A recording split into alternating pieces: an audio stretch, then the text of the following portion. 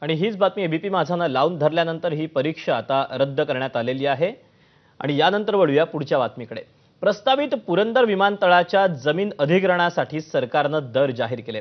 या प्रकल्पासाठी एकरामागे 1,61,01,925 रुपये देण्यात येणार असल्याची घोषणा पुण्याचे जिल्हाधिकारी जितेंद्र डुडी यांनी केली। तसंच या प्रकल्पात ज्यांच्या जमिनी गेल्या आहेत त्यांच्या कुटुंबातील एकाला नोकरी देण्यात येणार आहे।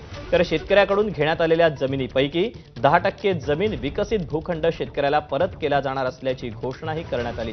या प्रकल्पासाठी पुरंदरमधील 7 गावांमध्ये मिळून 1,216 हेक्टर जमीन तर इतर 242 एकर जमीन अधिग्रहित करण्यात येणार आहे। या गावांमधील शेतकऱ्यांना व्याजासहित 1 एकरला 1,51,01,925 रुपये एवढा दर देण्यात येणार आहे। 10 जून पासून ही प्रक्रिया सुरू होईल।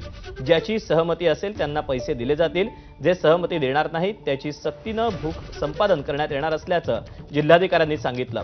परंतु जमीन अधिग्रहणास स्थानिकांचा विरोध हा कायम आहे। यावर आता स्थानिक काय भूमिका घेतात हे पाहणं महत्त्वाचं आहे। बातमी आहे राज्यातील पाणी साठ्यासंदर्भातली। राज्यातील धरणांमध्ये 38%च पाणीसाठा शिल्लक राहिला। गेल्या वर्षी या दिवसांमध्ये 33% पाणीसाठा शिल्लक होता। गेल्या वर्षीच्या तुलनेत यंदा जास्त